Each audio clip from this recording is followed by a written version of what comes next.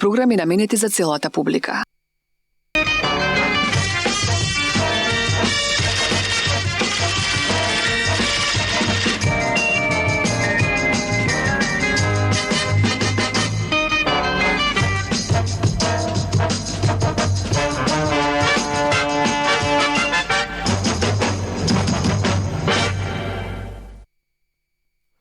Почитувани гледачи, добро вечер, добре дојдовте. Вечерва темата на емисијата е гравитацијски бранови, нова планета и најновите откритија во областа на астрономијата, науката и космологијата.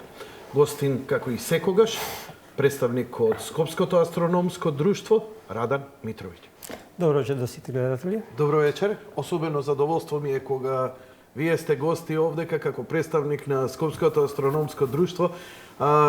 Конкретно има повод. Утре вечер има предавање на две теми и го искористив тоа да ве поканам и да поразговараме малце и за некои други интересни работи во врска со науката и астрономијата. Да, обично јас се појавам овде кај вас оваа рана, да кажеме, пред пролет, тука негде, кога почнуваме своите активности во Скопското астрономско друштво со предавања, па ќе биде и курсот таму крајот на март, но за тоа потоа. И таму на есен, кога ќе почнеме со некој циклус на пополни предавања. Така да и овој пат сега имаме едно многу актуелно предавање за, може словно се каже, па да не кажем историско или револуционарно откритие за гравитацијски бранови. Не е ни чудо што тоа во јавноста не предизвика некој си голем интерес, затоа што навистина тема не е секојдневна и не е баш разбирлива, дури за нас што се занимаваме со овие работи, се уште има делови кои не ни се јасни. Само кратко упадну. Цел свет ја обиколи веста дека се детектирани гравитацијски бранови. Да. Реакцијата генерално беше вау, и толку. Никој не разбира проблематиката. Јас знам дека е тоа малце сложена материја, не е едноставна, но еве да ве ставам во улога на Карл Саган во обид да го популаризираме на што поедноставен начин. Ќе ви објаснам наједноставно начин. Но и опширно, слободно. Да, значи да се замислиме да живееме во свет кај што не знаеме за светлина. Значи живееме во темниот. Значи ние можеме да збориме, звукот ни е познат, нели? Можеме да се допираме затоа што имаме осет за допир. Можеме некои други сетила за да ги користиме, меѓутоа не знаеме што е тоа светлина. И некој околу нас ако запали лампа, ние може и нема да сме свесни за таа светлина. Може да теоретски да ја знаеме дека таа светлина постои, ама замислете никош да не сте виделе светлина. Тоа нешто нас не се случува. Вау, аналогијава ти е страшна. Да, значи од еден пати во период од 0,2 секунди, простори некој бран, никој од нас нема да го детектира. Тоа прошло, заминало, немаме па имаме чула, немаме очи. Сигурно кога би живееле во мрак, во тенина не би имале очи. И сега од еден пати, таму некој научници пронашле дека имало светлина. И сега нас не објаснуваат каква е таа светлина. Ние сега тоа сме го доживеле со бранови. Ние секој ден живееме со гравитација. С кој ќе станете, најдобро се чувствува гравитација, секој се бале кој ќе станат од кревет. Јас стално кажам, гравитација е тогаш најсилна. Затоа што не знам. Поготово ако треба да идете на работа, па баш нешто не ви соди. Она влече, да. Меѓутоа, тоа е малце на шега. Гравитацијски бранови не е нешто што у моментот е нешто што е многу, дури во школи сигурно не се учи, дури не на повисоки степени од, ја мислим, и на школување, тоа не е нешто што е предмет на изучување. Меѓутоа во науката и тоа е како познато, затоа што Ајнштајн тоа уште пред 100 години го предвидел. Повторете кој? Алберт Ајнштајн. Алберт Ајнштајн го предвидел тоа во своите теории уште пред 100 години. И тоа било, знаете, оне кој ќе ти каже, тоа нема никој да се направи. Никош е многу далек период, во овој случај беше 100 години, и научниците пред, ајде да не кажем баш 100 години, ама после тоа него предвидување, па и дури после Втора светска војна се зборуваше дека тоа е невозможно да се детектира, дека тие се толку слаби, дека тоа до неколе беа во право. Затоа што уред за да направите, за да се такво нешто да се детектира, тоа мора да бидат гигантски уреди, тоа не е нешто што се прави во некоја си соба или собичак. Тоа се уреди, сега ќе ви кажам, значи тие LIGO или LIGO Полека. Господине Радан, Да. значи, ја ви дигам ручна Да. да објасниме некои поими овдека. Да. Кога збориме за гравитацијски бранови, дали тоа исто подразбира воопшто и дека збориме за гравитацијата? Дали нашето поимање за гравитација и гравитацијски бранови се истата работа? Ние не можеме да ја детектираме гравитацијата. Знаеме што е електромагнетна, знаеме другите сили сме ги детектирале, но гравитацијата никогаш до сега не била детектирана. Знаете, значи сега во теорија нели постојат тие 4 основни сили, како што се гравитацијска сила, електромагнетна, јака и слаба нуклеарна сила. За сите овие, значи, електромагнетна, јака и слаба нуклеарна сила, веќе ние знаеме кои се тие условно честички кои ја носат таа сила. Кај електромагнетна е тоа, фотон или кај фотон, вамо се глуони, бозони и така натаму.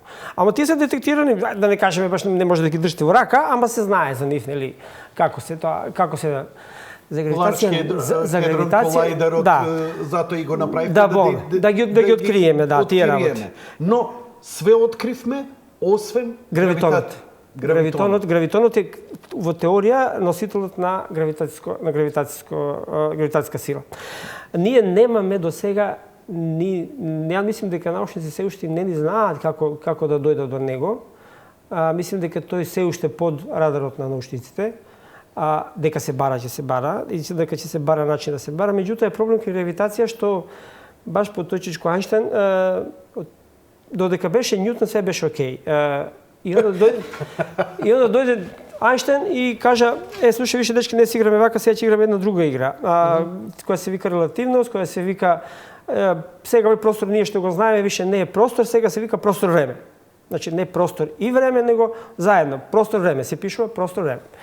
И во тој простор... Што сака да каже? Сака да каже дека простор без време и време без простор, едно без друго не постои, и мораме да ги поимаме просторот и времето заедно. Пази, обично луѓе сака да го представат времето како некоја си четврта димензија. Не е. Значи просторот има просторна димензија и временска димензија. Во теорија постојат дури 9 или 11, не знам колку беа просторни димензии и таа една временска. Оваа теорија на стрингови? На стрингови се, да. Меѓутоа, обично викат колку има тие просторски димензии, толку има теорија на стрингови. Така да, таа стринг теорија, мислим дека теорија на еднината, ама дури во зародиш. Ја мислим дека сега е во зародиш. Со квантна физика тешко се излегуваат дури и врвни научници. Да, па квантна физика не е поимливо. Сите она што го искусуваме во нашиот живот не е нешто што важи во светот на кванти. А ние сме што најголемо, ние сме создадени од тие квантите. Ние сме создадени од квантен свет на тој микро ниво. Тоест на нано или пико. А таму е општи хаос, да не отвараме Пандорина кутија. Таму, мислим, можам јас да бидам тука и таму, во исто време. Во тој свет се, во тој свет, да. Во тој свет можеш и да поминеш низ зид. Можам да поминем низ зид, да. Можам да поминем низ зид и да таму пак да бидам, мислим, меѓутоа тоа се случува во квантен свет. Затоа ние дали таму и гравитацијата треба да ја бараме, гравитонот? Тоа е проблемот. Тоа е што не знаеме кај да го бараме? Тука е проблемот затоа што затоа е, значи ние имаме теорија што дал Ајнштајн, нели, за теорија на релативноста и квантните теории. Теорија на релативноста важи во главном за макросвет. Значи за брзина на светлина, за патување на планетите околу нештата, нивните големи маси и така натаму, додека квантната механика важи за мал свет. Сега главната потрага по научниците да ги спојат тие двете работи. До сега Theory of everything. Да, theory of everything, да. Тоа е она што по кое и Стивен Хокинг. Да, Стивен Хокинг, да. Значи една единствена теорија или равенка која ќе обедини се. Која ќе обедини цел свет, фактички да ние знаеме. Цел универзум. Ние до сега имаме прилика доста добра представа за тоа од што е создаден универзум и како е создаден универзум. Ние не знаеме одма да се оградиме од тоа, значи наука не знае точно све у момент, секоја честичка, затоа ние и наука потроши 10 милиарди евра за да направи колајдер таму за да открие една честичка, сега некој ќе каже за 10 милиарди долари не се многу пари за се открие една честичка. Да, ама ако ти таа честичка помогне утре за да ти подобро го разбереш светов, со кој ќе направиш подобри машини за да живееш подобро. Пример конкретно за тој ЦЕРН. Многу малку луѓе знаат дека денеска интернет што постои е благодарејќи на ЦЕРН. Први интернет врски се таму поставени. За жал, оние луѓе сите си имаме и фамилии и пријатели што се болни од рак, што идат на разни зрачења и така натаму. Секако тоа помага во развојот на технологијата, машините кои се акселератори така се таму измислени во ЦЕРН. Така. Значи никој не може да ги негира, значи наука прави некои работи, меѓутоа апсолутно. Науката го обликувала овој век и она ќе го обликува и понатаму, тоа е несомнено. До крај она ќе биде главна движечка сила на човештвото. Се надевам дека колку ќе идеме со науката и духовно ќе се развиваме, затоа што па мора, тоа дајде духовно. Кога зборам сметам на морал, етика, вредности. Да, мора, значи па тоа знаеме, не можете сега да му некој диво дете ако да му дајте калашников. И знаете што се случува, нели? Па не мора диво дете, може да биде возрастен див, па се знаеме што се случува, гледаме секој ден на вестиве, тоа не е. Мора да, значи, ајде да го парафразирам Вујко, тоест како беше не Вујкото, што му беше на Спајдермен, што го чуваше со голема, нели, моќта следи голема и одговорност. Така мораме и ние да се однесуваме, значи не можеме Браво, Радан. Да, така да мораме, не можеме тек така зашто се бориме да некои земји немаат нуклеарно оружје, затоа што знаеме дека нивни влади не се едноставно способни да си го држат, како се вика, континуитетот на мирот во сопствена земја, па камоли па да во соседните земји. И не дај Боже да како се вика, да имаме нуклеарки по секој втора држава или ајде да кажеме секоја држава. Науката е сепак она што ќе не обликува како човештво, каде ќе идеме, кај ќе се движеме. Стивен Хокинг вели ќе идеме во вселената. Судено е да се посееме низ универзумот. Да, лично мислим да тука апсолутно. Мислим дека немаме избор. Немаме избор. Да, не е прашање. Немаме избор. Уствари Уствари имаме избор. Имаме избор во смисла да, можеме да бидеме тука сигурно неколку милиони години. Меѓутоа ако ги игнорираме судбината на диносаури, нема проблем. Значи нас не само ние знаеме веќе дека имаме што астрономски трагови, нели, што како се вика, од астероидиве и така комети што направиле голема белја. Од супервулканите што може да предизвикаат разни проблеми, да не зборуваме за глобално затоплување, да. Па план Б мора да го имаме затоа што затоа и мора да се развиеме. Пазите, не ни е судено, сега ќе бова реченица, не ни е судено сите да преживееме. Треба да преживееме што е можно повеќе и од тие што преживееме, што ќе преживеат, ајде нема да збориме во свое, што ќе преживеат да носат подобра информацијата за војни. Значи тоа што ќе преживее да биде подобро. Што е подобро, тоа е сега ствар на договори, на ствар на меѓутоа ја мислим дека тука природа е најголем како се вика судија кој што ќе каже пример, диносаури ви пуштив да живеете 300-400 милиони години, не успеавте понатаму да преживеете, тап, удрив и довиѓење бато. Сега дека е тоа во наша природа, аналогијата е сосема точна. Животот не се појавил, човекот не се појавил на сите точки на планетава. Обично науката и антропологијата посочуваат неколку централни места од каде што човекот потоа се раселувал за да ја насели целава планета. Истото нас како ќе се развиваме ние технолошки, Марс и месечината ни се судени, веќе ги насетуваме, а ако продолжиме со овие научни истражувања и еве ова пионерско детектирање на гравитацијските бранови е можеби првата, ајде да речам, квантна честичка во нашиот отскок во универзумот. Спознавањето на се во ова, ние утре ќе можеме да ја манипулираме природата. Како што, не знам, манипулираме со сончева светлина, да ја претвориме во електрична, во ласери и така натаму, така што и откривањето на гравитацијските бранови ќе води кон гравитон и негова евентуална експлоатација можеби за 2000-5000 години, не знам колку ќе ни треба време. Дури ни писатели на научна фантастика, ја мислим дека сега ќе бидат во предизвик да смислат како ќе се одвива развивање на гравитацијски бранови и како може тие да се исползува. Едно од ползи беше скокање нели во тие хиперпростори каде што ти можеш да отвориш разни воромхови, црви дупки, да влегуваш извон црвоточини. Who knows? Можеме. Да се вратиме на брановите, гравитацијските бранови. Ние свесно испративме нешто во Вселената за да ги детектираме гравитацијските бранови. Зошто испративме таму? Зошто не го изградивме тоа тука? Што испративме? Како изгледаше тој проект? Може ли малку пошироко да ни објасните? Не, испративме една сонда која исто има така едни Каква е таа сонда? Може ли малце вака по-детални работи да ни кажете? Она мислам дека прво не орбитира околу земја, него иде заедно во една така наречени Лагранжеви точки, значи патува помеѓу Сонце и планетата Земја. Таму внатре има две коцки или цилиндри, мислам дека беа, мислам дека беа баш коцки од некаков си специфичен метал со разна електроника внатре и сега треба било какво поместување на некакво си многу мало ниво, тие коцки да се да ги регистрираат. Тоа е Pathfinder, така? Тоа да, Лиса Pathfinder. Значи, еве го отворив на Европската вселенска агенција. Мислам дека коцки беа, да. Ова е сондата која ја испративме во Вселената, што е можно подалеку од влијанието на месечината и Земјата, така? Така, мислам дека беше во тие Лагранжеви точки и сега тие две коцки сега треба на некој начин да имат некое мерење внатре, сега морам да признам дека тука не сум тој тука е малку посложено. Посложена работа. Важно, тие две коцки се некакви си, ајде да кажеме, као сензори кои треба да регистрираат гравитацијски бранови. Меѓутоа, ние на Земја претходно, значи пред 40 години отпочна проект LIGO, каде што се прават два идентични детектори. Проект LIGO? LIGO. Па фачки тие го обзнанија LIGO, со И, не со Е. Океј. Со И.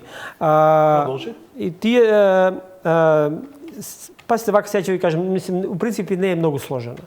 Тоа е една голема градба во облик на латинска буква Л, каде што секој од тие кракови има околу 4 километри. Натре се тие цевки со едни огледала и ласери и тие мерат и минимално отстапување на ласерски зрак. Толку се чувствителни тие LIGO инструменти, што мора да прво да се прават што е можда подалеку од било каква цивилизација, меѓутоа дури Америка нема толкави големи, како се вика, простори каде што нема апсолутно со километри, така да не знам колку десетици километри воз кој ќе поминал, тој уред го регистрира. Дури детско игралиште, некоја топка кој играла не знам колку километри. Што е тоа? Тоа е каков е неговиот облик? Се обидувам да не да на LIGO, да. Гледам LIGO проектот. Да. Ево вака, значи буквално замислите си два стапа со 4 километра должина. Во ставени во подправа го. Така изгледа. По колку километри? 4 километра еден, 4 километра другој. Тоа се тука се натре имат цевки, натре има ласери со огледала кои ги враќаат ласери.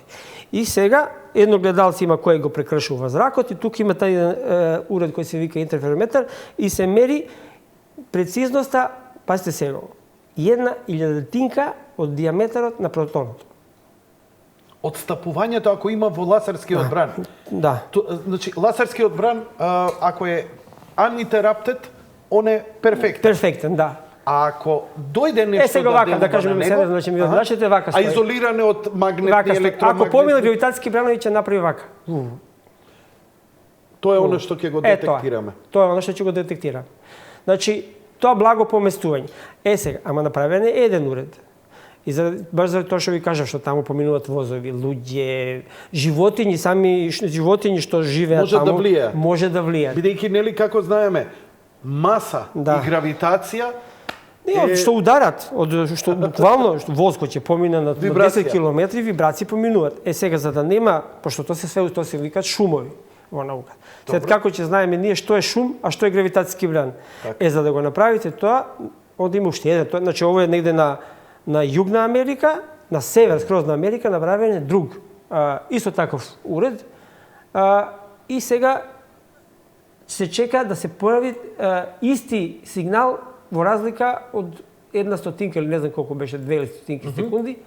Треба, ако помине гравитацијски бран, пример сега тука е регистриран за 1/100 секунда, истиот сигнал треба да биде регистриран на другиот уред. И тоа го регистрирале. Они по септември, мислам дека беше 14 или 15 септември лани, го регистрирале уредот, еве ги тоа е тоа. Ова е шемата таа, да. Сега луѓе ќе прашаат па добро, а 40 години го прават тоа. Зошто не го регистрирале порано? Па техниката и прецизноста не беше доволна. Пази, концепт сме имали уште пред 40 Пред 40 години. години го имаме. Да. Хеј, фор науката, браво Да, за да. научниците. Да. Колку однапред гледале. Да, и мислим дека почнате да се прави, мислим, сигурно више има 10-20 години, и колку што слушнав последново дека прошла година му направија тој последен апдейт на оптиката. Значи тие огледалата и тие влакната кои ги држале огледалата биле многу специфични. Пошто тука се фачки на многу тенки. Еве го како изгледа, фасцинантно. Ете го. Точно како што ни го опишавте, Да. господине Радар. Значи 4 километра и сега се тоа малку може да мислите колку тоа детектор мора Да мери поремети штилот. една илјадити дел од еден протон. А тоа е толку малку што е тоа. од еден протон, Од еден протон. илјадити дел од протон. еден протон. Протон. Тоа го измерили. Чекај, mind blow. Знаете, кога говориме за космологија и за макрокосмосот, нели, и кога го збориме за микрокосмосот, збориме за појми кои се непојмливи. Јас се сеќавам и на вашите предавања, кога почнавте да ни ги кажувате астрономските мерки и почнавте, нели, ние со подпрашање и Да. рече, вака, ало, немаме концепт у глава за да можеме да го прифатиме, да можеме да го разбереме на абстрактно ниво, ние невозможно. Значи, освен на чисто математичко. Па да е нормално, па се ние не живееме во таков свет, ние нас не обкружува некои други работи. Има можда некои научници кои се бават со годинство, па тоа е можда полесно. Меѓутоа, еве ваков еден инструмент и сега пошто има два такви инструмента, идентични и они го регистрирале тоа со задоснување баш онакво како што предвиден Ајнштајн, баш во толкав размак. Сигналот кој што го добиле од гравитацијски бранови бил со графици баш онакво како што го предвиделе. Сега што е проблем?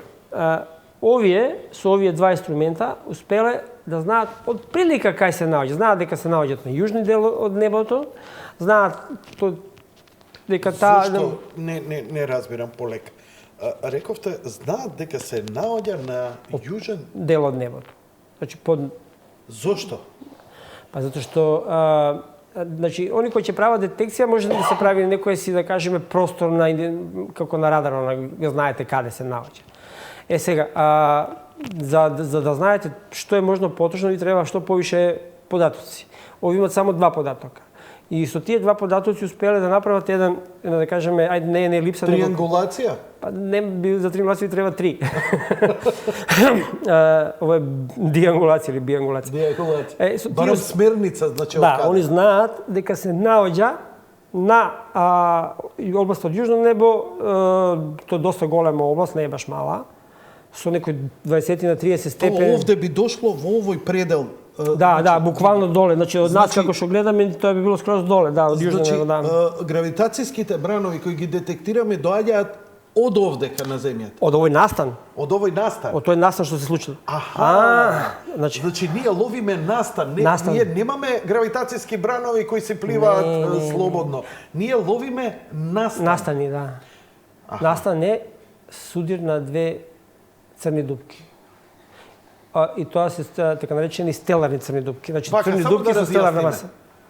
Гравитација и гравитацијски бранови постојат очигледно и на многу пониско ниво и они се константни како Као мирна вода. Као мирна вода. И од еден пат е некој фрли камче во вода. Но додека не се фрли некој голем камен, ние не можеме да детектираме ако не е бранот барем метар. И нека е тој голем камен, ама тој да кажеме фрлен може да пример на многу далеко од нас, од наша вода. Така да дојде кај нас он е многу мал.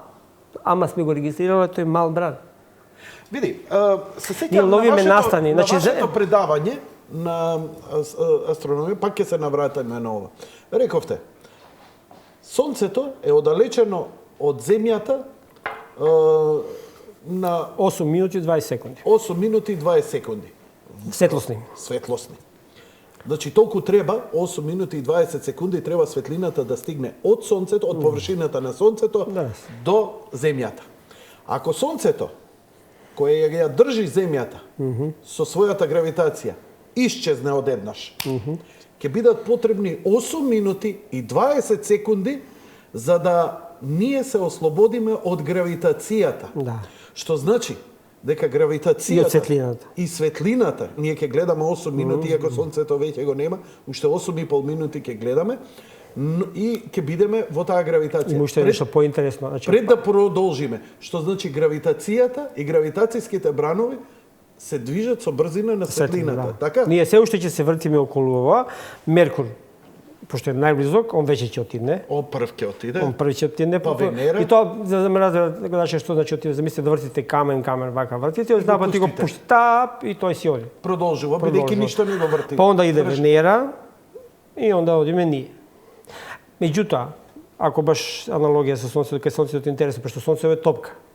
Сега имаме дел што е поблизок до нас, пошто е топка, имаме делови, оние радни делови се подалеку од нас. И сега ако Сонцето го снема точно на пладне, у 12:00, у 12 сати, 8 минути, 20 секунди, прво ќе одеднан пати од центар ќе видиме дека ни го снемува Сонцето и онда према Рабови ќе ни го снемува. Онака. Ќе ни се гаси од центар према Рабовите. Затоа што светлината од Работ прво ќе ни дојде, прво ќе ни снема од центарот, па после од Рабовите. Така да би било доста интересно. Ама Како визуелен ефект. Не како визуелен. Добро, ако брейнсторминг не ми се допаѓа, сакам ова. Што би било? Ние имаме, но бидејќи се работи гравитацијски бран, кој го детектираме при судар на две црни дупки. Во случајов е многу интересно што се сударале две црни дупки со стеларна маса од 36 сонца и 29 сонца. Значи, вкупно преку 50... 65 би требало да биде. Сонца. И тоа успеале да го измерат. Стварно не знам како, не ме прашувате како. Дека, значи, се студира 20, значи црна дупка со 29 соларни маси и црна дупка со 36 соларни маси. Тоа се негде пространства, ивент хоризонт, значи хоризонт на настани е негде околу 100 километри. Само, да. Бидејќи тоа е многу густа маса, самата површина не е голема. Тоа е во сингуларитет. Ова ви кажам за ивент хоризонт колку Она што можеме да го И детектираме. од еден пати се приоѓа на неколку стотици метри се држи. И они тоа го. И од фактички кој ќе доаѓа на тие неколку стотици метри, од тогаш фактички почнува сето ова што го ние детектираме. Се дури си кружат они на километри, ние тоа не можеме. Кај се наоѓаат овие две црни дупки кои се во колизија?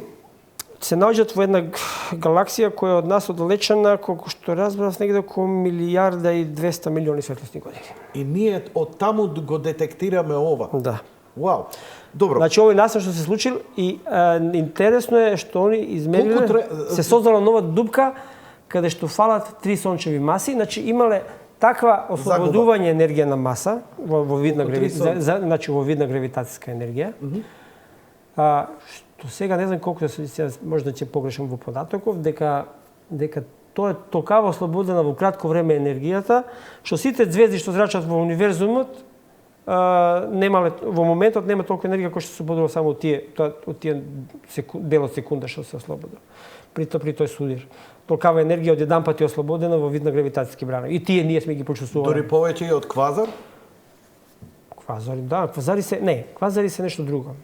Квазари се Тоа е црна дупка ама супермасивна. Значи имаш три црни дупки. Не, зборев за количина на исфрлена енергија во дадена.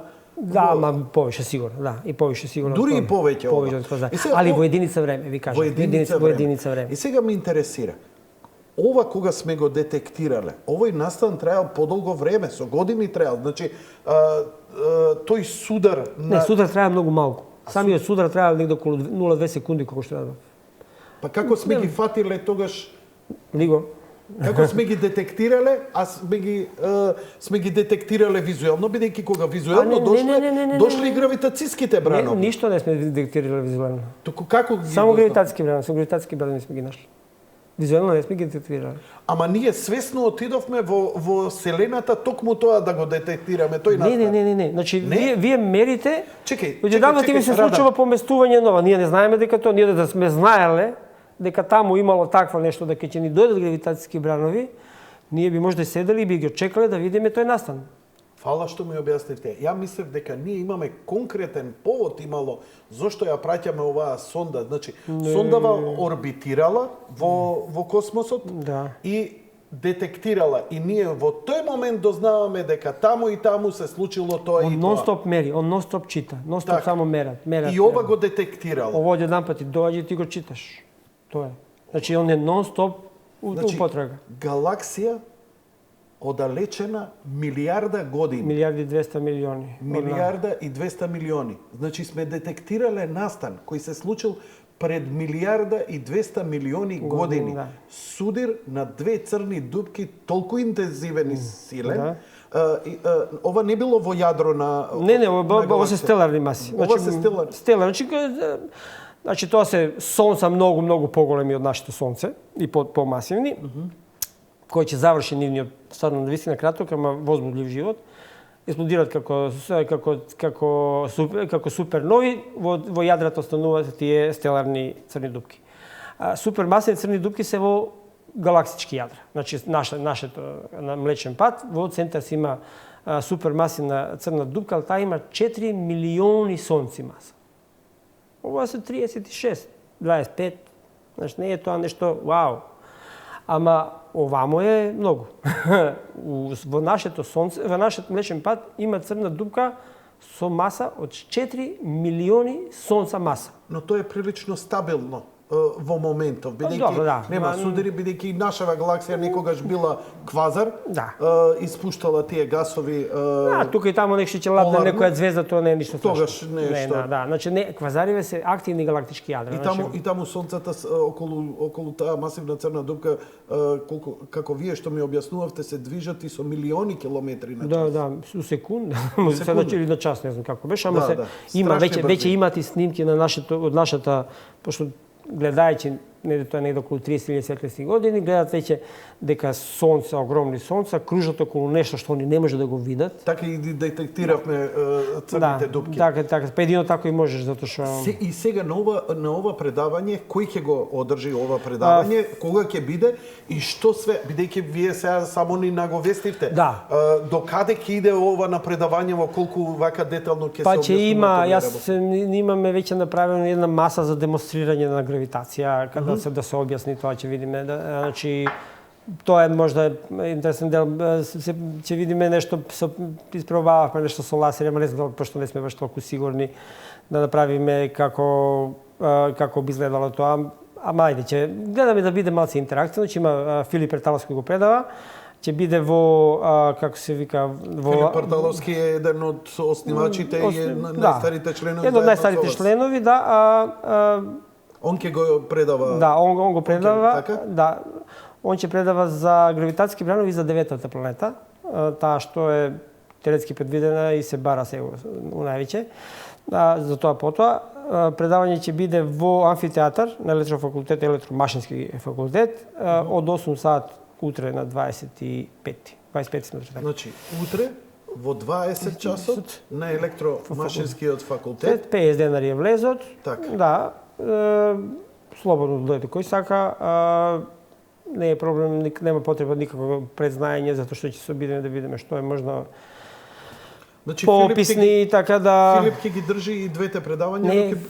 Да, во едно, да. Он ќе држи и за деветата планета и за гравитатски бранови. На 10 март имаме пак приказната со Ајнштајн и неговите теории за релативност. Тој ќе го држи Бојан Андонов или Андоновски. Да. И на 29 март почнуваме со нашиот годишен астрономски курс, кој оваа година ќе биде малце поинаков, затоа што мината година започнавме со такво нешто, значи порано имавме нели само презентации, оние PowerPoint и така натаму со приказни, сега веќе се трудиме да имаме експерименти. Значи сега веќе работат и ласери, работат и тие маси за гравитација, се обидуваме што е можно попластично да им се објасни на луѓево, така да мислам дека оваа година ќе биде навистина интересно. Барем ја едно чекам да почнем. Да, фасцинантно е. Ја го посетував еден ваш курс и можам да заклучам, има уште една работа дека од година во година расте бројот на заинтересирани да го посетат овој курс. И тоа е неверојатно, бидејќи овој курс не е конкретно нешто што на човек му влегува во CV или му е како заради вработување или напредување во работата. Едноставно, лична надградба и љубопитност. Да, Мислам, луѓе секоја доаѓа, ви да. чест, колку бевте упорни вие како Скопско астрономско друштво. Вие сте можеби најдобрата невладина организација Благодарам. во Македонија евар. И ја многу се срамежливи, многу се скромни, освен Радан, ја навистина не успеам никого да донесам овде, но верувајте, благодарејќи и на вас и на сите мои познанства што ги имам, ова јавно ќе имаат мојата поддршка, па секако и лобирање за сите ваши проекти. Ти ветив пред емисија дека штом ова лудилово политичко малце помине, ќе се ангажирам за 2 проекти за Скопско астрономско друштво. Прво, да влезете во системот на Министерството за образование и Министерството за култура, затоа што имате огромно познавање, затоа што веќе сте, како да кажам, луѓе кои со едно огромно искуство, кои државава мора да го искористи. И требало. И ја ќе ви помогнам, еве јавно ви кажувам, и секој гостин, освен сите агенди за велосипеди и за Скопско астрономско друштво ќе му бидат поставени тие 2 работи. Секоја помош е добро дојдена во секој случај. Мислим дека веќе скоро 20 години постоиме, имаме доста опрема која е стварно вредна работи. А тоа лично си ја купувавте вие? Па да, со помош на тие луѓе што така доаѓаат на предавања, гледат Ќе дајме 50 денара, вие не ги трошите на шопинг, вие купувате телескопи, ласери и такви работи. Добро, има и доста добри луѓе кои исто така ни помагаат со опрема и тоа стои и долго работливи луѓе околу тоа што е најбитно. И така да напредуваме, може слободно да кажем, задње време баш почнуваме малку со поголеми чекори, поготово во областа на астрофотографија. Тие што пратат наши страници може слободно да видат дека тие чекори се јасно видливи. Се надам сега. Лани немавте место каде да ги сместите сите заинтересирани за предавања? Да, лани немавме, се надам дека оваа година ќе видиме исто нешто слично. Добро, не дека имавме место, дека ние малце ние сме така бевме учени на полна бројка, сега ни дојде малце поголема бројка, така да оваа година ќе идеме и со пријавување веќе однапред, така да ќе видиме да ако случајно дојдеме до некоја бројка ќе кажеме онда или ќе видиме да се организира некој друг курс, после тоа ќе ги одложуваме луѓе. Така да не дојдеме сега во прилика сега да збутаме 200 луѓе кога не можеш да ги обслужиш. Имаме доста измени оваа година, ќе биде многу повише временски на телескоп, тоа ќе гледаме, тоа све нормално доколку дозволи времето. Тоа се стварно погаѓа, рецимо знам дека препрошла година јадни луѓе стварно беше толку дожлива што ништо не видеа. Колку года се трудевме да ги изнесеме на терен, па тогаш беа они поплавите по Србија, ако се сеќавате, тоа беше катастрофа. Додека прошла година некако со судни маки, ама успеавме луѓе да бидат на терен. Оваа година малце ќе биде поинаку, нема да форсираме одење по планини вака, више пошто оваа година ќе имаме на пролет неколку многу интересни планети, месечина ќе биде тука секако, така да ќе се обидеме да ги почнеме да ги волекуваме и во практична работа, во смисла да им покажеме како се фотографира и така натаму. И сега доаѓаме до клучното, дека за обстојување на една ваков проект, вие сте невладен, ајде. Да. Ама ние имаме факултет, електротехнички факултет. Има луѓе кои се повеќе сакаат да се заинтересираат. И они што сакаат да се заинтересира малце посериозно за астрономија или да ја студира, малце посериозно, нему му е многу подобро да иде во Бугарија, во Србија или во некоја друга соседна земја. Така немаме наша обсерваторија. Затоа што немаме обсерваторија. Да. Значи, тоа е големата работа во која ќе ви стојам на располагање, да ви помогнам, да лобирам, ќе ви донесам луѓе, ќе ви донесам новинари, политичари, колку што можам. Добро, тоа е се во ред, него меѓу треба да почне од негде, да. Еден проект да се влезе во агенда на Република Македонија, да се изгради обсерваторија. Ние го имаме Кокино, Министерството за култура, државата толку се фали со Кокино, а еве сте вие тука, живи астрономи, а таму можеме и нешто дури и да направиме некаков објект. Добро би било таму затоа што навистина е убаво. Источна, тоа е североисточна дел од Македонија е доста убав. Има доста убаво небо.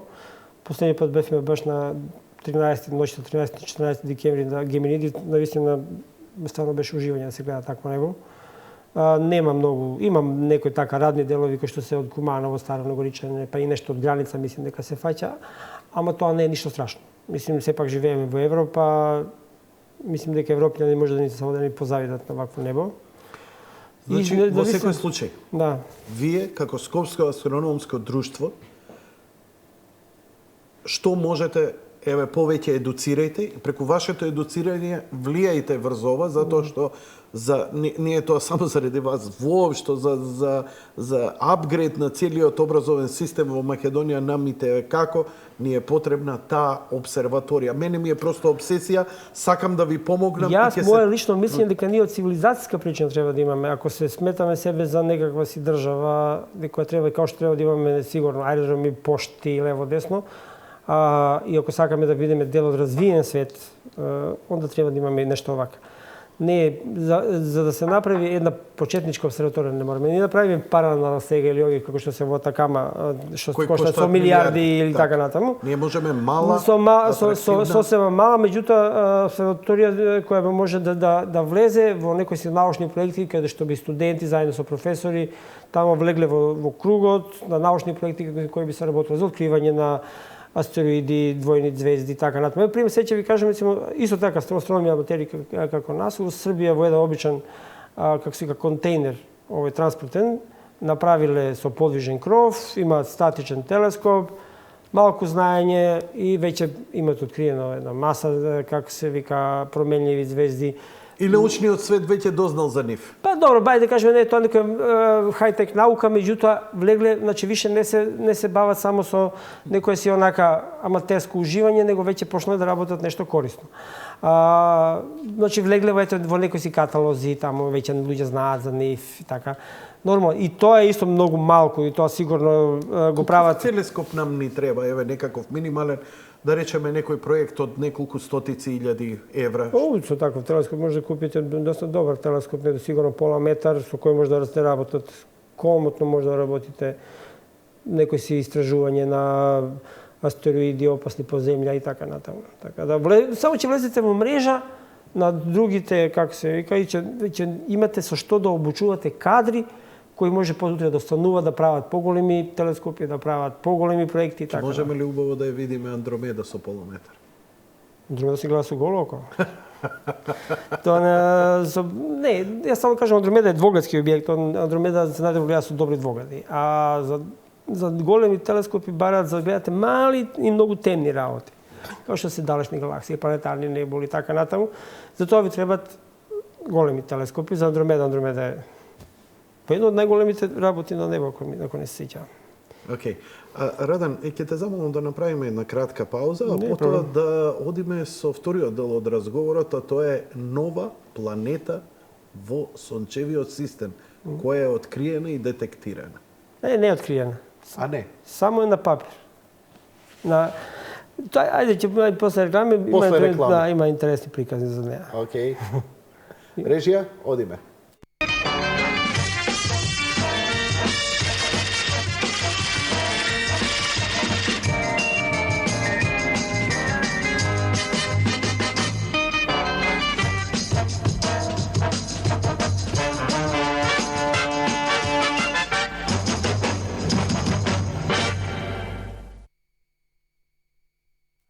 Почитувани гледачи, продолжуваме разговорот со Радан Митровиќ од Скопското астрономско друштво. Првиот дел беше да ве заинтригираме, не кажавме се, намерно не кажавме се, таа работа, тоа Филип ќе го направи на предавањето за откривањето и детектирањето на гравитацијските бранови, се надевам со многу пошироко објаснување и што значи и така натаму. Ние само сакавме да ве заинтригираме, а не да ви откриеме се. Втората работа на ова предавање ќе биде нова планета во Сончевиот систем. Да, значи, ајде да почнеме приказнава од античко време. Значи, знаевме, уште старите народи, знаеме за планетиве до Сатурн. Тие се гледаат со голо око, иако ден денес, како ќе им кажем на луѓето дека дури од центар на Скопје може да го видат Сатурн со голо око, се чудат. Па, тука ми е се моćниот ласер покаживач со кој ќе им го покажам. Стварно луѓе не веруваат дека се. Ама тие се планети кои се гледаат со голо око. Значи уште стари народи, што од Вавилон и во стариот Египет ги знаеле. Меѓутоа со откривање на телескоп, прва планета која е откриена што не се гледа со голо око е планетата Уран. и таа од Вилијам Хершел откриена уште 1780 не знам која година. И што ми ја откриле, тогаш веќе излегол, како се вика, и бил Њутнови теории излегле и почнале веќе да пресметуваат работа тие високи математики, виделе дека движењето на таа планета Уран не е баш онака како што предвидуваат равенките на Њутон. Или вика нешто не е во ред со Њутонова, а што не е точно, значи Њутнови равенки работат окей, или има нешто позади таа планета што ја поместува планетата Уран да не се движи онака како што кажуваат равенките. И навистина било така. И почнала општа јагма да најдат планетата позади планетата Уран. И најинтересно што планетата Нептун не е откриена прво со телескоп, него е таа пресметана на хартија. Што би се рекло, таа е откриена на врвот од моливот, од перото. Седнале таму, не знам како се вика... Математичари пред кога? Астрономија, математичари заедно виделе, да, со математика пресметале и му нашле точно одредена област каде би прилика требало да се наоѓа таа планета. И сега до душе тука малце има еден дел кој денеска кој ќе се каже кој е точно тој што го открил Уран, сите кажуваат дека тој Гале, мислам дека беше французин или белгиец, не знам јас не беше кој. Меѓутоа се водат и овие 20 што ја пресметале. Така да со откривање на таква нешто која откриле планетата пак Нептун, виделе дека пресметките да кажуваат дека пак и таа не се движи како што треба и онда така и да приказнат откривање на Плутон и така натаму. И откривме Плутон, го прогласивме за планета, се тоа беше окей, и одеднам пат видиме дека Плутон више не е планета и 2007 година го ставаме во една друга категорија. Луѓе сака да кажат дека го избркале од планетиве. Не, јас само кажам го напредиле во една сосема нова категорија на планети. И сега почнавме да истражуваме се помош. Кој фасцинираше со новите фотографии за што имавме посебна емисија, што ти беше посебно фасциниран. Јас сум се уште фасциниран, се уште имам на десктоп слика последнава што е направена од еден ангол кај што се гледат и Плутон и Харон во Гроплан, така да тоа ми е баш онака уживање, затоа што навистина никој не очекуваше за таков еден. Мислиме дека ќе биде окей, некако мртов свет, познат нешто како слично на Меркур или на Месечина, но прилично динамичен. Прилично динамичен, тек ја мислам дека дури нови области во планетологија има да се развиваат само заради Плутон. Да. И сега почна да откривме Плутон, се откриваат не се подобри телескопи, подобра техника, и еден пати да откриваме маса на објекти, поголеми дури од самиот Плутон, позади Плутон. И заради фактички тоа што ги откривме такви тела позади, рековме, чекај, па не можеме ние да имаме 150 планети в Сончев систем и да ги проведеме. Седна ја детектиравме така. Седна, Ерида, Маке, како се викаше, имаше една планета Маке, таа е планета. Сето тоа е се подалеку и подалеку. Се подалеку од Плутон. Сега, кога виделе дека сите тие што се планетиве позади Плутон, кои им виделе орбитите, приметиле на многу чудна работа, дека тие се сите ставени во однос на Сонцето како на една страна само да кружат. Што малце не е логично, тоа е исто као да имате нешто, знам, 10 хула хопа да имате онака вртите, ама сите да се вртат од една страна, никако да се вртат сите заедно онака хаотично. И седнале овие пресметале и фачки пак го правиме истото тоа што е направено со планетата Нептун. Луѓе што седнале со таа висока математика израчунале, пресметале, дека постои сигурно уште едно тело, кој они го нарекува девета планета, која има маса 5 до 10, мислим дека беше поголеми, повише маси од нашата планета, од Земја, од Плутон и овие други Сиќа, тоа уште повише, и дека ротира околу Сонцето за 10 до 20.000 светски години. Повтори? 10 до 20.000 години. Ротира околу, значи една година... Една година трае 20.000 земски години. Околу 10 до 20.000, да. Вау. Ама тоа е, значи, многу далеко. Значи. И сега се бара. Сега некој ќе каже, па добро, зашто не ја најдете? Затоа што мислим дека не се наоѓа, затоа што мислим дека техниката се уште не е толку возможна. Би ја нашле ние која би точно знаеле каде. Меѓутоа проблемот што е големо е небото. За колкава раздалеченост збориме? Па не знаеме, значи таа може да биде стварно многу далеко, не знаеме ни во кој дел се наоѓа, ништо не знаеме за неа. Мислим, знаеме само колкава маса би требало да има и ако има толкава маса, од прилика на која далечина би била, a u stvari se znае негде, значи Плутон се наоѓа на некои си 50 астрономски единици, ово иде сигурно преку 100. Може и 200 ако не беше, на 200 астрономски единици беше. Така да далеко е, навистина далеко и пресметано е дека е баш од прилика на прагот на она делот од ноќното небо кај што ние можеме да регистрираме со телескоп и сега дури прашање дали ќе треба да се бара можда во инфрацрвена област. За да се за да може да се детектира. Мислим дека и реално, и они сами кажат дека 10 до 20 години реално ако се направат тие телескопи што треба да се направат, космичка ера за нас реално почнува од Галилеј, ама она динамична космичка ера може да се каже слободно од Втората светска војна наваму почнува сите тие теории и за Биг Бенгот и за така натаму. Така да имаме можда имаме и 50 години од како се вика со ракетна технологија, така да навистина мислим дека чекориме со се поголеми чекори напред.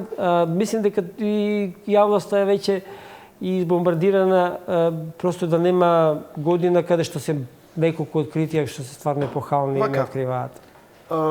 Планетите орбитираат околу Сонцето, ако Сонцето го замислиме на ново овдека, прилично во една рамнина оваа како што нашите планети, нашите планети до Нептун. До Нептун. Они се во оваа рамнина. Да, таа се вика еклиптика, да. Еклиптика. Да. Но имаме веќе планети за кои збориме кои отстапуваат. Да, тоа се вика инклинација. Тоа е пример едно од работи зашто Плутон е извран на сончев систем, затоа што он отстапуваше некои 17 степени од таа рамнина. Идеше гори до... Дури имаше еден период каде што рецимо од 1979 до 1989 беше поблиску од планета него што е Нептун. Влезе во орбитата поблиску од Нептун. Ја пресече орбитата на Нептун. Тоа пресече орбитата, да. Не се тие пресекуваат, нема опасност да се судра заради така наречени синхронизирани орбити и резонантни орбити, ама тоа беше така, до 99-та негде мислим дека излезе. Така беше, дам дека баш беше пред 2000-та година излезе. Сега, другите планети па имаат уште поголеми инклинации. Значи и сега ние оваа двете планета би било убаво кога би знаеле и таа дека кружи по еклиптика, ама таа може да кружи кој знае под каков агол. Така да, добро, се не верувам дека баш е по 90 степени, тука веќе има и како се вика и некои други ограничувања под кој агол би можело да биде.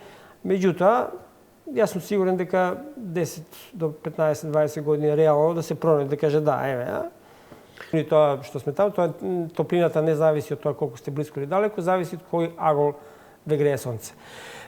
Сега, исто така и овие планети што кружат околу, Плутон е поготово после, он е кога е најблиску до сонцето, он е некои 40 астрономски единици, а кога е најдалеку е околу 60 и нешто, 65 астрономски единици. Скоро двојно.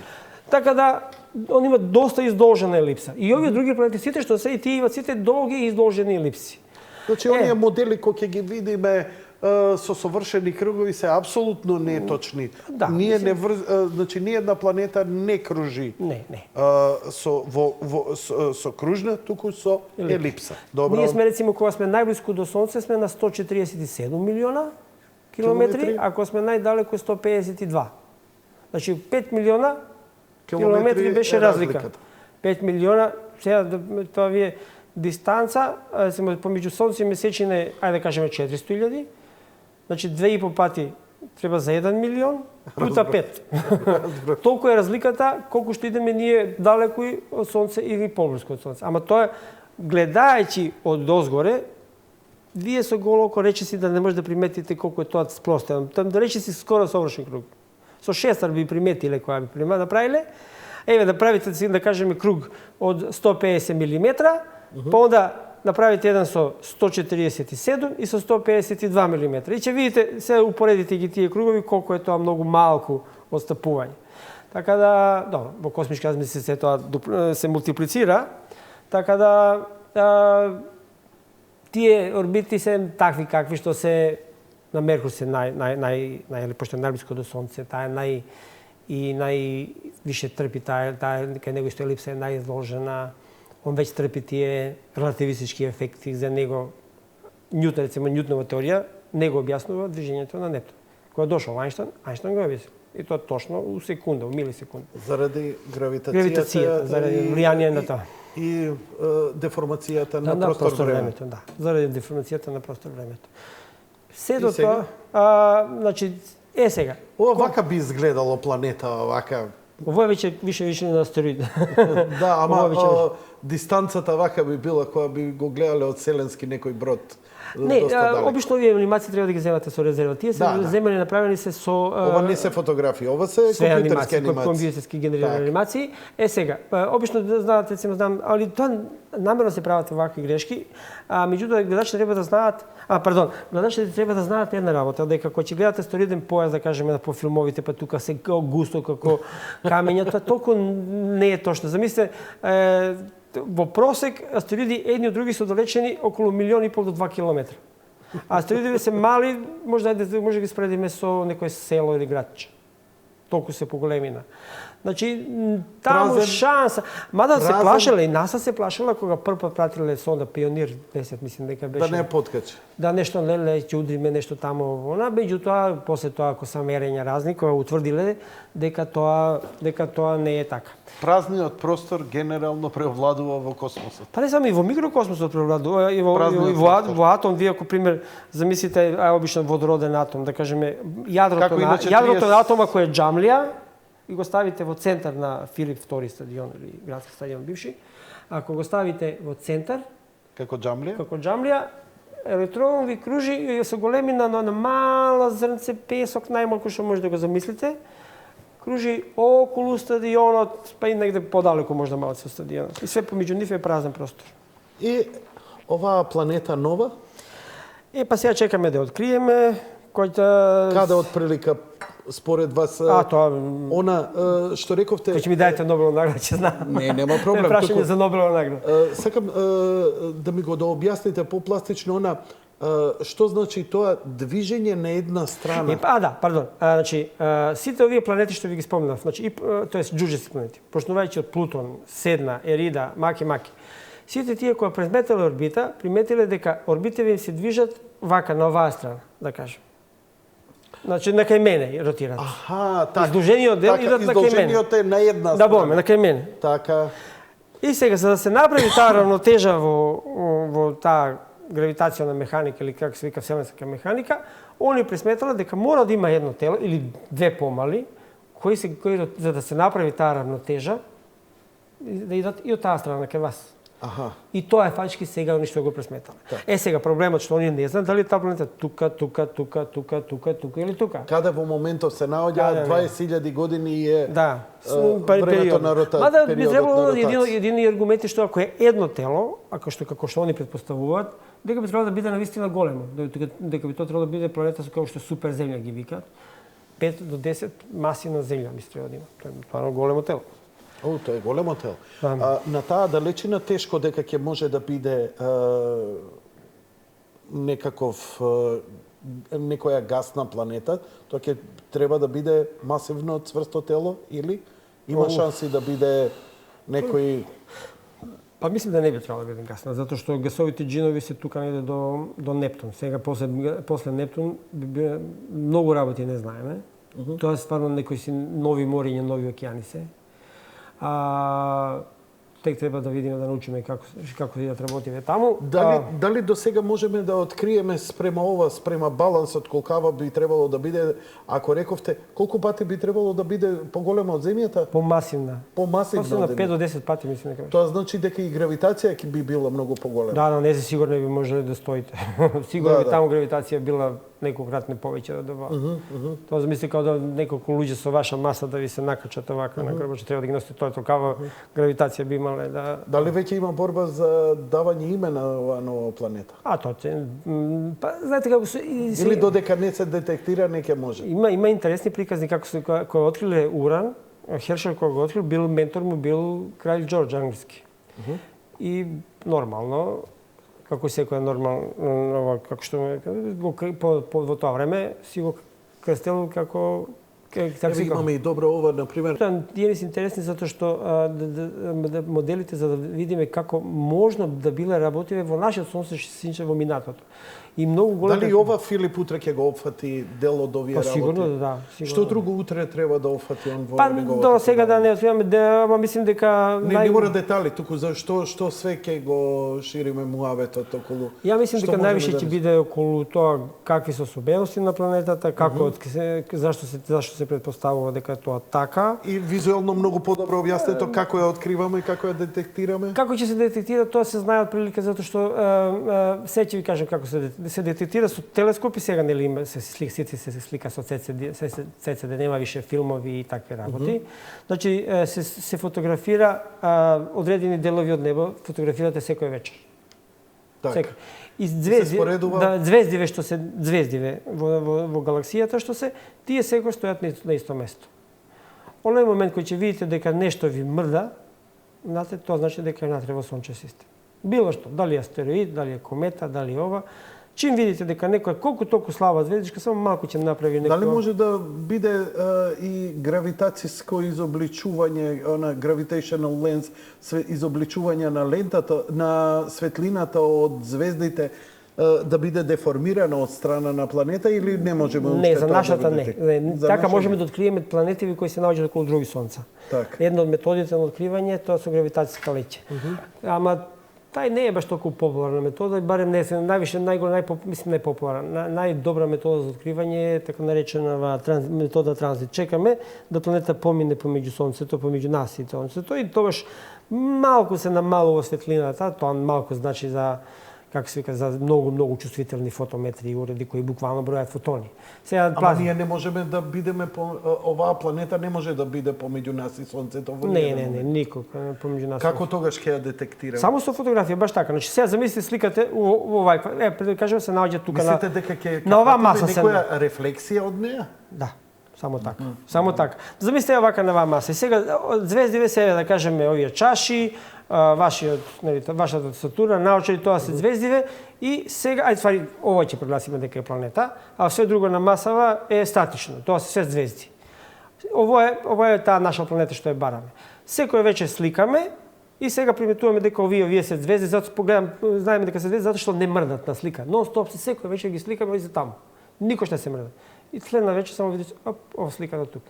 Па следна вечер сликам, ова натаму иде. И се така. А овие се стојат на исто место. И компарацијски ги гледаме, и као анимација гифче си правиш, и така ги откриваме планетиве. Науката бара многу исклучително трпение. Страшно. Па гледате, 40 години требало за 40 години. 40 години. Не само мерење, него и усовршување на инструментите. Значи, вие почнувате да мерите нешто, ама гледате дека... Тоа значи дека луѓе посветени на оваа работа може да го поминат својот работен век и да не дојдат ни до нагласување. Тоа може да биде и прилично фрустрирачко на научниците, не отстапуваат. Едноставно, тоа е методологијата на науката за да се докаже, а не некоја voodoo magic. Значи, тука нема погаѓање сега, тука нормално, предпоставки имаат, хипотези и така, меѓутоа, сето тоа што излегувате, вие мора да го докажете. Зашто теорија на струни, рецимо, не е моментално релевантна во науката? Затоа што нема апсолутно пее на хартија. Но интересно е, нели, науката ги предвидуваше и елементите, кога нели некои елементи во периодичниот систем не ги најдовме, ние ги предвидовме заради можниот број на електрони околу атомското јадро и предпоставивме дека нам ни фали, значи кај да е ќе го најдеме тој и тој елемент. Најголема предност на науката е тоа што вие што би сакале вие рецимо во животот да го направите, рецимо сега некој да ви каже како да изнајдам систем за да добием на лото. Така, и сега ако би постоела таква наука, колку што не постои одма да се оградиме тоа дека не постои, да предвидите некој си насам во иднина со кој ќе знаете со сигурност да се деси. За спортска обложувања не зборам, тука знаеме како функционираат и дека тие се и договараат, тие веќе ги имаат и по судеви ги платени и овие како се срамотија со тие работи. Меѓутоа, ако знаете нешто што ќе ви се случи во иднина, вие ќе знаете како да го превенирате. И најдобри општествата по тоа се карактеризираат. Знаат како да превенират евентуални катастрофи. Тие ќе се случуваат. Ама затоа, пример, еве, еден добар податок, рецимо, скоро слушам што е, рецимо, Саудија Арабија, најголема смртност кај младите се од сообраќајни несреќи. Во Шведска тоа не е така. Иако там има и снегови и неповолни временски услови ваму, меѓутоа овие ваму не. Зошто? Затоа што овие имаат изградено систем на мрежи таков, имаат сообраќајна култура што е битно таква и заради тоа нема толку загинати. Науката баш тоа ви го прави. Зашто ние правиме, зашто ние вложуваме сите овакви средства за да заштитиме не само нас како него и нашата цивилизација. Ние сме денеска високо развиена технолошка цивилизација. Сите ги имаме смартфон од джеп. Имаме многу луѓе, сега душе не познам никој, аз сум слушнал дека луѓе имаат уреди, пейсмейкери, разни такви работи, од кои им се зависи живот. Двајца, тројца пријатели кои се замислите вие сега да еден пат ние не знаеме да може да дое сончева бура и вие да ти колабирате вака. Не може така. Да останеме со месеци или со години без струја, без интернет, на што би личило тоа? Значи веќе сме научили на некој си комодитет кој више ни едноставно неприфатливо да идеме назад. Што ти е поентата? Поентата ми што ние сега во астрономијата правиме на усречено штит. Имаме шпиуни, туживаби кои го мераат сонцето 24 сата дневно и ни кажуваат: аха, имате опасност од таму, подгответе се и ќе имате ако треба еден ден или неколку сати без струја, ама после тоа ќе бидете нормални. Ето е проблем. Како се викаше Solar?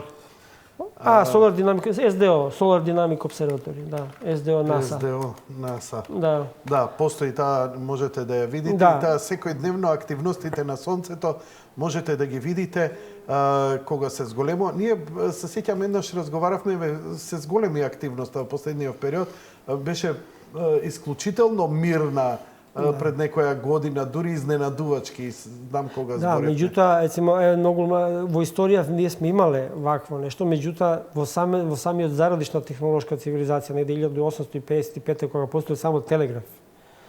И тогаш постоеле жиците, нели, телеграфски жици, има неколку луѓе што веќе ги удриле струја, ама постои податок дека еден човек и загинал од таква соларна бура. А во 1989 или така 90 во Канада која пукна, Северна Америка. Да, кога колку луѓе останаа без струја во сред зима, лошо. Ете што се може. Научени од такви настани, ние сега знаеме дека имаме такви штитови, боле сега НАСА да даде неколку милиони или милиарди долари за да се заштитиме, за да луѓе во доле може да живеат многу понормално. Одиме со вториот блок реклами и веднаш потоа продолжуваме со разговорот. Со флет.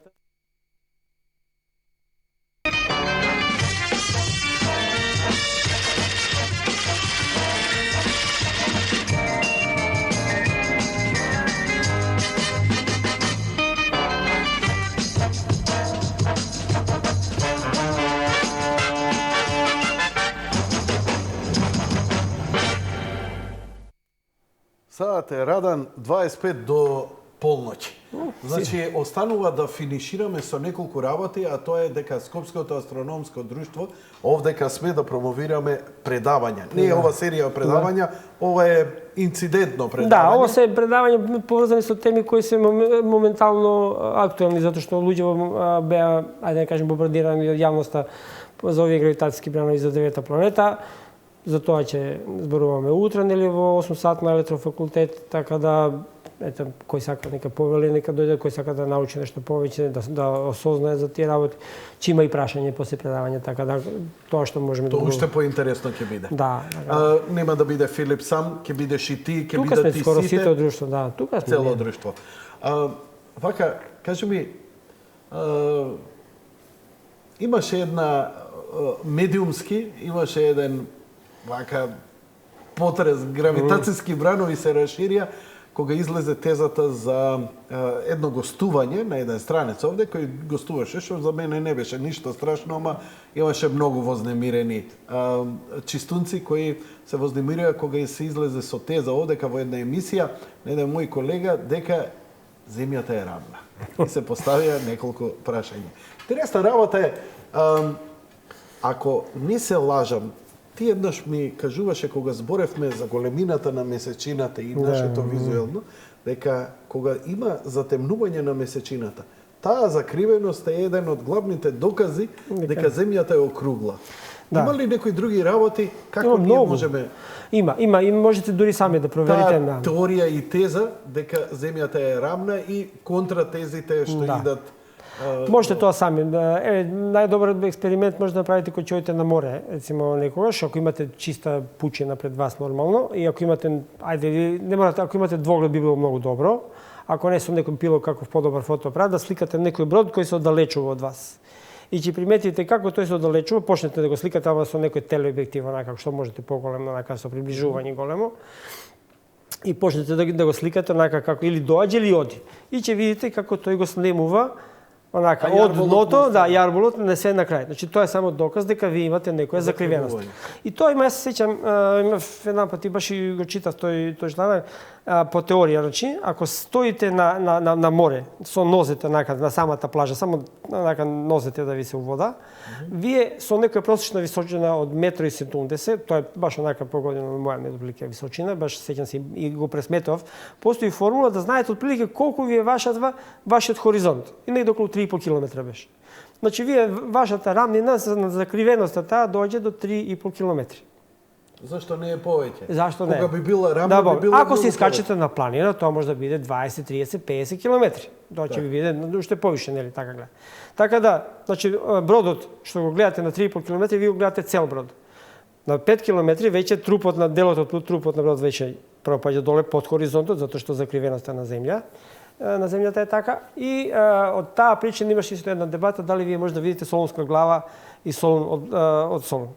И заради истото не може да видите. Значи вие не може да видите солунска глава од Солун затоа што тоа е преку 200 км воздушна линија. Веќе имате толкава закривеноста на самата планета е толкава. Вела дека на јасен ден не можело да се види? Не можете. Прво, не може да видите многу причини затоа што имате планини и овона. Дури ни светлата не може да ги видите од Солун. Значи, затоа што предалеко едноставно. Значи, тие се наоѓаат под онаа закривеноста на планетата Земја. Тоа приказни тоа идат одамна. Значи, да почнеме да приказната ваша нака. Значи, Чекај, на 2 километра висина мислите дека не би можеле да видиме 200 километри далечина? Не може. 200 и нешто километри мислим дека веќе се наоѓа позади закривеноста. Така да Не верувам дека народов би дал име на врвна планина Солунска глава, а да не може да се види, затоа што сите тези говорат, легенди говорат дека од таму при добар ден може да се види. легенди ви знаат туку да бидат убави, ама не се точни. Морето дека може да се види. Не, бој точно. Не бој што дури да е рамно, дури да од Солунска глава ливади само натаму, не би можело да го видите заради таа закривеност. Никогаш не те демантирал ниеден планинар за оваа теза? Ма имате, тоа може да прочитате, дури имаше еден чланак кај што се фино објаснува зошто не можете да го направите, значи се заедно со цела геометрија. Мислим дека може да најдете чланак, и на македонски не знам дека го читав, зошто тоа така. Легендиве се убави, интересни, ама никога не мора да значи дека се точни. Да, апсолутно. Да. Затоа си легенди, нели? Затоа се прересуваат. Искусено ние живееме на земјата која е плоча. Тоа одма да се погодиме, нели? Како? Искусствено, секој ден живееме на земја која е рамна. Така? Така било од памти век. Луѓе кои настанале живееле, они ностоп идат по ливада рамна. Така, гледате пред него море рамно, езеро рамно. И нормално е дека човек ќе помисли дека е тоа така. Искусствено е исто така дека од искуство знаеме дека ние сме центар на светот, нели?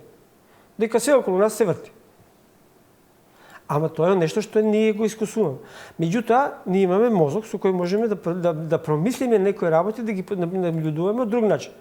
И гледајќи некој таму човек се вика Ератостен, приметил една работа. Кога бил во тоа место Сиена, имал некој си бунар и видел дека таму сонцето го гледал во бунарот. Како бе така? Отишол во Александрија, имало обелиск, ама обелиск никош сенката не му доаѓала да падне под него, него секој давал некоја мала сенка.